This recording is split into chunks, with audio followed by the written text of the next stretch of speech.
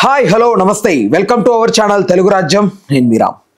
Johnny master ప్రముఖ choreographer D dance show ద్వారా మంచిగా పాపులర్ అయ్యారు అయితే ఆయన ప్రజెంట్ లోకల్ నుంచి నేషనల్ వరకు చాలా పెద్ద పెద్ద సినిమాలకు ఆయన కొరియోగ్రఫీ చేస్తున్నారు. ఈ క్రమంలో ఆయనకంటూ కొంతమంది అసిస్టెంట్స్ ఉంటారు కదా, women or men whatever. అయితే ఈయన పాన్ ఇండియా లెవెల్లో సాంగ్స్ చేస్తున్నారు. ఈ క్రమంలో ఆయన రకరకాల ఏరియాస్కి వెళ్తూ ఉండాలి. ఫర్ సపోజ్ బాలీవుడ్లో చేస్తే ముంబైకి వెళ్ళాలి, తమిళ్లో చేస్తే చెన్నైకి వెళ్ళాలి. ఇలా ఉంటున్న క్రమంలో ఆయన అండర్లో పనిచేస్తున్నటువంటి ఒక అసిస్టెంట్ కొరియోగ్రాఫర్ ఒక అమ్మాయితో ఆయన ఏదో అత్యాచారం ప్రయత్నం చేసినట్లు, ఆ అమ్మాయిని ఇబ్బంది పెట్టినట్టు. సో ఆ అమ్మాయి అయితే కేసు అయితే ఫైల్ చేయడం జరిగింది.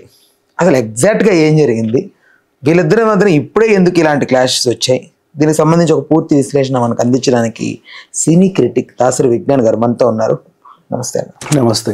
జానీ మాస్టర్ ఇదివరకు ఒకసారి కూడా 2015 ఏమో ఒకసారి ఒక పడింది ఆయన మీద ఒకటి, ఎవరో ఒక అమ్మాయి కాలేజ్ అమ్మాయిని యూజ్ చేశాడని. అయితే నిజంగా ఇలాంటి వదంతుల వల్ల సినిమా ఇండస్ట్రీ మీద ఇప్పటికే కాస్టింగ్ కోచనో లేకపోతే సినిమా ఇండస్ట్రీ మీద ఒక బ్యాడ్ నేమ్ అనేది ఏర్పడింది. ఇలాంటివి జరుగుతున్న క్రమంలో ఇంకా ఇవి పెరిగే ఛాన్సెస్ ఉన్నాయి కదా. మాస్టర్ అనకండి, Jani master, Jani master, Jani master. Master అనే పదానికి ఒక వాల్యూ అనేది ఉంది, ఒక విలువ ఉంది. సో జానీ అని పిలవండి చాలు, అంతే. జానీ మాస్టర్ అనాల్సిన అవసరం లేదు. కొరియోగ్రాఫర్ అనండి, కొరియోగ్రాఫర్ జానీ అనండి, అంతే. అంత మించి ఇంకా జానీ మాస్టర్ అనకండి. ఆ పదానికి ఉన్న వాల్యూ పోతుంది. వై అంటే ఇంకా మనం మాట్లాడుకుందాం. ఇలాంటి వాళ్ళని కూడా మాస్టర్ అంటే ఇంకెలా, మాస్టర్ అనే పదానికి వాల్యూ ఉండదు బేసికలీ. అండ్ నెక్స్ట్ శ్రేష్ఠి శర్మ ఈ పిల్ల పేరు. తను 14 years ఉన్నప్పుడు ఈయనతో పరిచయం. అప్పుడప్పుడు 2017 అంటే డి జోడి, సుధీర్ రష్మి ఉన్న టైం అది. Ever anchors I don't know, but ఈయన జడ్జ్ డి జోడి. ఆ తర్వాత 2019లో ఛాంపియన్స్ మధ్యలో ఏదో వచ్చింది. సో ఇప్పుడు ఆ డి జోడి టైంలో పరిచయం అయింది. నాకు ఇలా డ్యాన్స్ అంటే ఇష్టం, అది ఇది, ఆ పాప బాగానే చేస్తుంది అని చెప్పేసి తనతో పాటు ఆ కొరియోగ్రఫీ టీంలో పెట్టుకున్నాడు. నెక్స్ట్ ఛాంపియన్స్ టైంలో ఈమెని ఏదో ఉద్ధరించాలి. యాక్చువల్గా మంచి కంటెస్టెంట్ చేసి ఒక మంచిగా నేను డాన్సర్గా పరిచయం చేయాలి అందరికీ. ఇతను అసిస్టెంట్ కొరియోగ్రాఫర్గా పెట్టుకున్నాడు ఆమెను. స్టార్టింగ్ ఎప్పుడైతే తను వచ్చిందో 14 ఏళ్ళ వయసులో, ఆ టైంలోనే ఇతను అటు ట్రావెల్ అవుతా ఉండేవాడు కదా, కూడా పట్టుకెళ్ళేవాడు టీంతో సహా. తను వచ్చేది. సో ఆమె మీద ఆల్రెడీ ఒకసారి అత్యాచారం చేశాడు. తర్వాత పలుమార్లు కూడా అలాగే లైంగికంగా వేధిస్తా వచ్చాడు. ఈ పిల్లకి ఏంటంటే అప్పుడు చిన్నమ్మాయి, తెలియని వయసు, కానీ ఒకటే గోల్, సరే ఏదో చేస్తున్నాడు ఏంటో, మొత్తానికైతే మన గోల్ ఏంటి, నేను కొరియోగ్రాఫర్ అవ్వాలి, అలాగే ఉంది. కానీ తనకు తెలుసు వీడు నన్ను లైంగికంగా వేధిస్తున్నాడు, ఇది ఎంతైనా సరే తప్పు, ఎవరికైనా చెప్పాలి. ఎవరికైనా చెప్పి ఇంట్లోనే ఎక్కడని చెప్పామనుకో మళ్ళీ పంపరు. అవును, నా గోల్ ఏమో ఇది, సరే చెప్పడం అలా అని చెప్పి వీరి దగ్గర నుంచి మానేసామనుకో ఇప్పుడు వచ్చినంటే అవకాశం మళ్ళీ రాదు. చాలా మంది ఇప్పుడు డైరెక్టర్ అవ్వాలంటే అసిస్టెంట్గా కొంతమంది మంచి డైరెక్టర్స్ కింద చెయ్యాలి. ఆ మంచి డైరెక్టర్స్ కింద అసిస్టెంట్గా ఎప్పటి నుంచో ఉన్న వాళ్ళు కూడా ఉంటారు. అవును, వీళ్ళు ఇప్పటికైనా వెంటనే అవ్వరు, వీళ్ళు ఇంకా చాలా టైం పడుతుంది. సేమ్ ఇలాగే కొరియోగ్రాఫర్ అవ్వాలంటే మంచి స్టార్ కొరియోగ్రాఫర్ కింద కొన్నాళ్ళు చెయ్యాలి అసిస్టెంట్గా. ఆల్రెడీ జానీకి ఇంతకుముందు బీభత్సమైన అసిస్టెంట్లు ఉంటారు. ఇలా మొన్న వచ్చింది, పైగా అందరికంటే చిన్నది. ఆమె ఏం కంపోజ్ చేస్తుంది, ఆమెను ఎంత కాదన్నా ఒక సైడ్ డాన్సర్లా చూస్తాడే తప్ప ఇంకోలాగైతే చూడరు. అంటిల్ అండ్ అన్లెస్ మాస్టర్ చాలా ఇంపార్టెన్స్ ఇస్తే తప్ప తనకంటే ఒక ఇంపార్టెన్స్ ఉండదు ఆ గ్రూప్లో.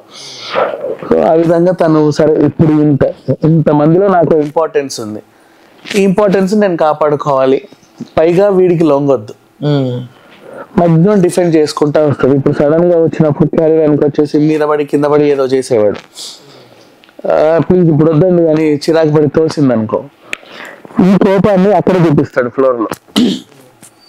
చేసి చూపించు, కట్ నేను చెప్పింది నువ్వు చేసేది ఏంటి, నార్మల్ కదా.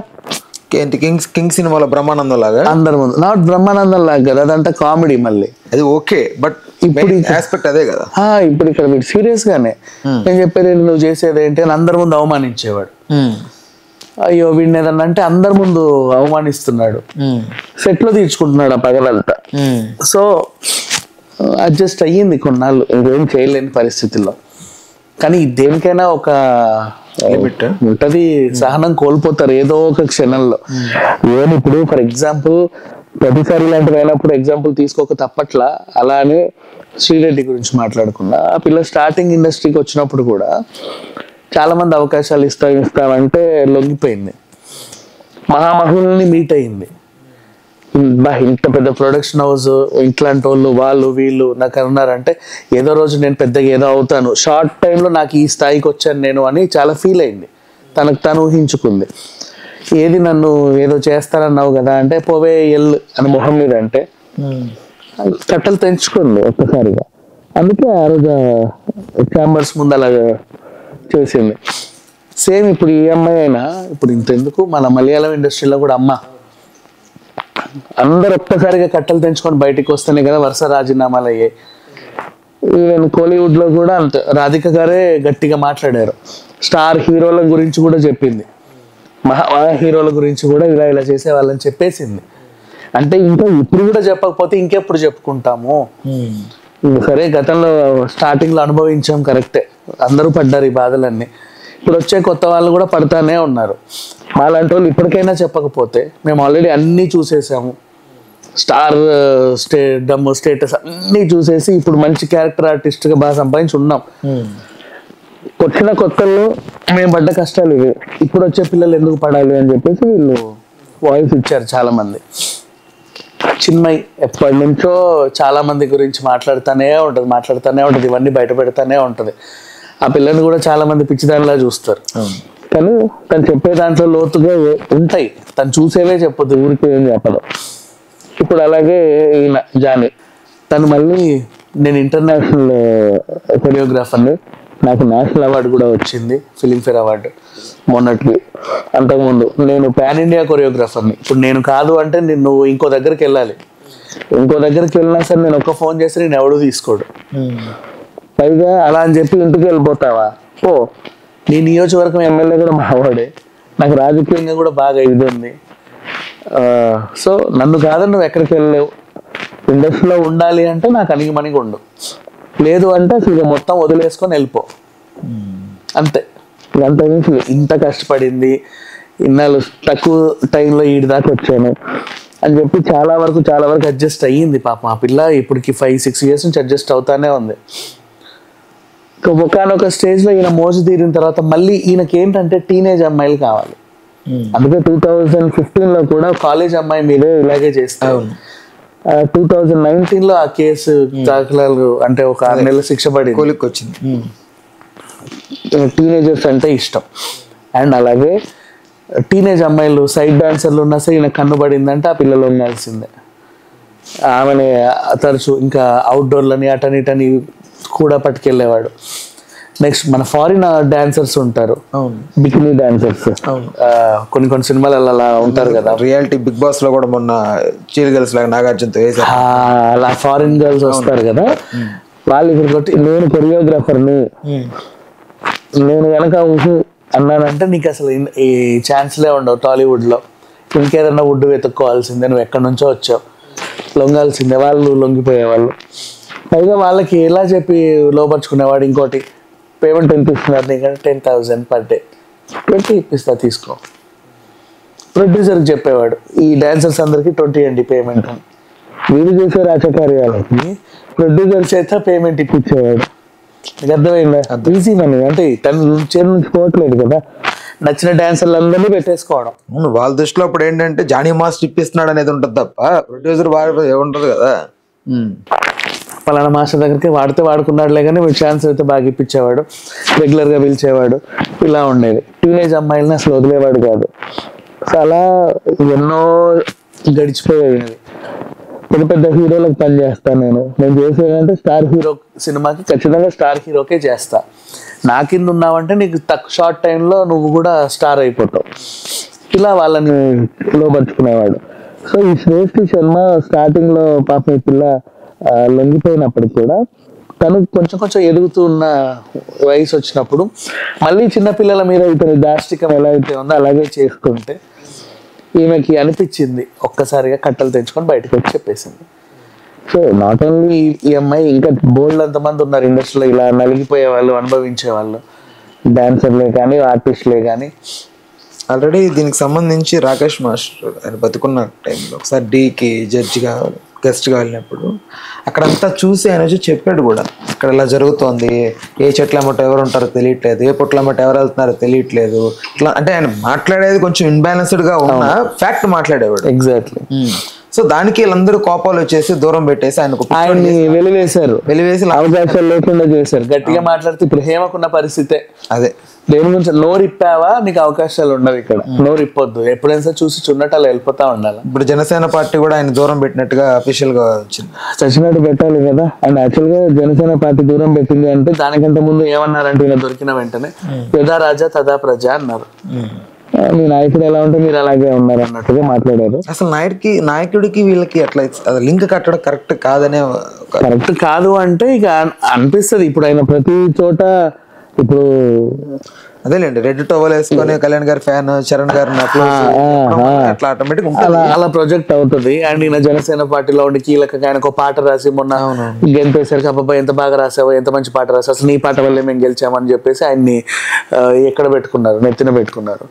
ఇప్పుడు ఇలాంటిది రాగానే పోని గెంటేశారు.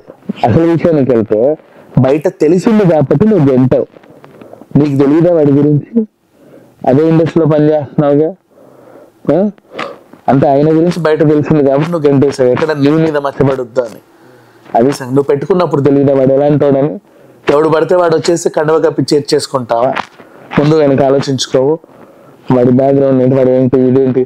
సరే బయట రాజకీయ నాయకులు అంటే తెలిసి తెలియకుండా ఎప్పుడో రాష్ట్రాలు బయటపడతా ఉంటాయి. వీళ్ళందరూ ఇండస్ట్రీ మనుషులే కదా, రోజు నీ చుట్టుపక్కల తిరిగే వాళ్ళతోనే పనిచేస్తున్నాడు.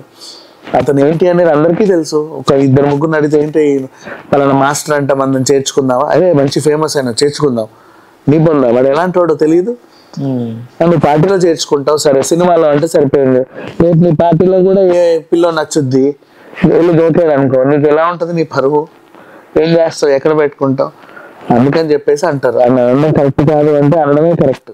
నువ్వు ఎప్పుడు ఎవరిని పెట్టుకుంటున్నావో, ఊరికే ఫేమస్ ఉంది కదా 10 మందికి తెలుసు కదా అని పెట్టుకో. మాకు 10 మందికి తెలిసిన వాడు తెలియకుండా ఎన్ని పనులు చేస్తున్నాడో తెలుసుకో, అది సంగతి. అండ్ ఓవరాల్ గా చూసుకుంటే ఇండస్ట్రీ మీద ఇలాంటివి ఎలా అంటే ఎంత మాత్రం ప్రభావం చూపెడితే, ఆల్రెడీ హేమ గారిది ఒకటి వచ్చింది, కాస్టింగ్ కోచ్ ఎప్పటి నుంచో ఒకటి వినపడుతుంది, ఇండస్ట్రీకి కొత్త వాళ్ళు రావాలంటే భయపడుతున్నారు, తల్లిదండ్రులు పంపించాలంటే భయపడుతున్నారు. ఇలాంటి వాళ్ళ వల్ల ఎంత మేరకు డ్యామేజ్ జరుగుతుంది ఇండస్ట్రీకి? రావాలన్న కోరిక ఉంటుంది, అద్దంలో మోహన్ చూసుకొని గోడ దుప్పటి చేస్తారు. ఇక్కడికి వచ్చాక వీళ్ళ కష్టాలు మళ్ళీ తిరిగి ఇంటికా పోలేరు, వెళ్తే సక్సెస్ అయ్యే వెళ్ళాలి అని ఇక్కడే కూర్చుంటారు. ఆ సక్సెస్ కోసం వీళ్ళు పడిగాపులు కాచే టైంలో ఎన్నో చేతులు పడతా ఉంటాయి. అవన్నీ దాటుకొని ముందుకెళ్లే వాళ్ళు కూడా ఉన్నారు. యాక్చువల్గా ఇప్పుడు ఇండస్ట్రీ అంటేనే ఇది అని చాలా మంది అంటున్నారు, కానీ డీసెంట్ గా సినిమాలు తీసుకుంటే హిట్లు కొట్టే కొన్ని టీమ్స్ కూడా బోల్డ్ అన్ని ఉన్నాయి. వాళ్ళ టీంలో అమ్మాయిలకి వాల్యూ ఉంటుంది, అబ్బాయిలకు వాల్యూ ఉంటుంది, అందరినీ జెండర్ తో సమానంగా అంటే నువ్వు అది అని చూడకుండా చాలా జోవియల్ గా క్యాజువల్ గా తిరిగే బోల్డ్ అనే టీమ్స్ ఉన్నాయి. వాళ్ళు అదే ఫోకస్డ్ గా పనిచేసి అవార్డ్స్ గెలుచుకుంటారు, సినిమాలు హిట్లు చేసుకుంటారు, మళ్ళీ నెక్స్ట్ సినిమాలు కూడా తీసుకుంటూ వెళ్తారు. వాళ్ళ ఫోకస్ అంతా సినిమా. అలాంటి వాళ్ళు ఎంతమంది లేరు. అండ్ అట్లా హీరోయిన్ అయ్యి నిలదొక్కున్న వాళ్ళు కూడా చాలా మంది ఉన్నారు, చేయాలంటే భయపడి వాళ్ళు కూడా చాలా మంది ఉన్నారు. ఇప్పుడు ఫర్ ఎగ్జాంపుల్ సాయి పల్లవి తీసుకో, ఎవడన్నా వెళ్ళి చేయగలడా? మరి అట్లా ఉంటుంది కొంతమంది. అంటే ఫోకస్డ్గా సినిమా మీదే ఉంటూ ఎదిగిన వాళ్ళు బోల్డ్ ఎంతమంది ఉన్నారు. అవసరం లేదు నీ అవకాశాలు, నాకు తడప నాకు అవకాశం వచ్చినప్పుడే నేను దాన్ని వినియోగించుకొని బాగా చేసుకుంటా, నా పేరు నేను సంపాదించుకుంటా, కూర్చుంటా. అంతేగాని ఒకటి నన్ను ఇది అది అంటే నేను కాంప్రమైజ్ అవ్వను అనే వాళ్ళు ఉన్నారు కరాఖండిగా. కానీ ఇంట్లో చెప్పకుండా వచ్చే వాళ్ళు బోల్డ్ మంది ఉంటారు కదా, అలాంటి వాళ్ళనే వీళ్ళు టార్గెటెడ్గా తీసుకొని ఎటు చెప్పుకోలేరు, ఏమి చేయలేరని యూజ్ చేసుకుంటా ఉంటారు. ఓకే. కానీ వీళ్ళకి తెలియదు ఏంటంటే ఈ చేసే టైంలో హింస. ఆడది నో సరే ఇష్టపడి నీ దగ్గరికి వచ్చిందంటే ఓకే పర్వాలా, తను నో అనినా కూడా నువ్వు చేస్తున్నావు అంటే దాని అర్థం ఇంకా ఏంటి, ఆ పిల్ల ఏదో రోజు బయటకు వచ్చేస్తుంది. తనకి ఇష్టం లేనప్పుడు వదిలే నువ్వు. ఇంకొకరి మీద పడు. లేదు నాకు ఈమె కావాలి, ఎందుకు నేనంటే నీకు ఇష్టం లేదని ఇష్టం ఉన్నట్టు విరుచుకుపడ్డావు. అండ్ ఇప్పుడు ఇంకోటి వీళ్ళ ఆవిడ మీద వస్తుంది ఎలిగేషన్, కలిసి చేశారు వాళ్ళ ఆవిడ కూడా ఇతనికి సపోర్ట్ అని చెప్పేసి. ఇదైతే నేను ఏకీభవించను. మేబీ తనకు తెలియకపోవచ్చేమో, తెలిస్తే అలా ఏ స్త్రీ ఉండదు నాకు తెలిసినంత వరకు అయితే. అంటే ఎలాగూ ఎలిగేషన్ పాస్ చేస్తున్నారు కాబట్టి మొత్తం ఫ్యామిలీని అంతా లాగుదామని చూస్తున్నారేమో. బట్ వీడి ఇలాంటోడు అంతే, ఏ స్త్రీ ఒప్పుకోదు, ఎంతటి స్టార్ అయినా నువ్వు ఏమైనా సరే.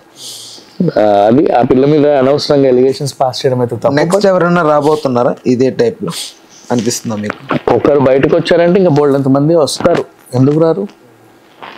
ఉన్నారు చాలా మంది ఉన్నారు. ఎప్పుడో మనకు ఒకరు బయటపడతారు అంతే, చాలా మంది ఉన్నారు.